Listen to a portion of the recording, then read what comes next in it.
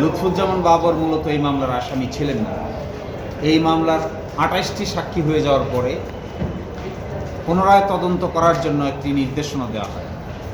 ২১ আগস্টের মামলার মতো পুনরায় তদন্ত করা হয় এবং ওই তদন্তের মাধ্যমে লুৎফুজ্জামান বাবর সহ ১১ জনকে নতুন করে আসামি করা হয়। ওই আসামির তালিকায় জনাব লুৎফুজ্জামান বাবরকে নিম্ন আদালতে ট্রায়াল করে ৫৩ জন সাক্ষী নিয়ে ফাঁসি দেওয়া হয়।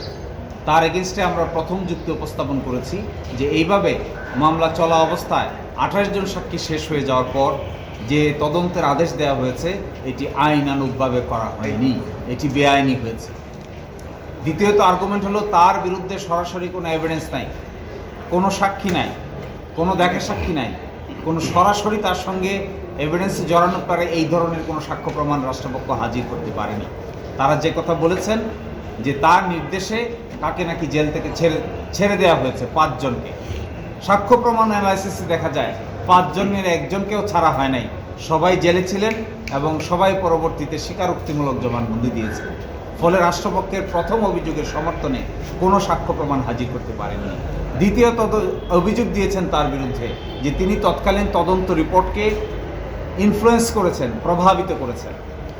এই ব্যাপারে তদন্ত কমিটির যে সভাপতি ছিলেন তখনকার সচিব জনাব ফারুক আহমেদ এবং যে সদস্য সচিব ছিলেন তদন্ত কমিটির, তারা পরস্পর বিপরীত ধর্মী বক্তব্য দিয়েছেন। একজন আরেকজনের বিরুদ্ধে বক্তব্য দিয়েছেন।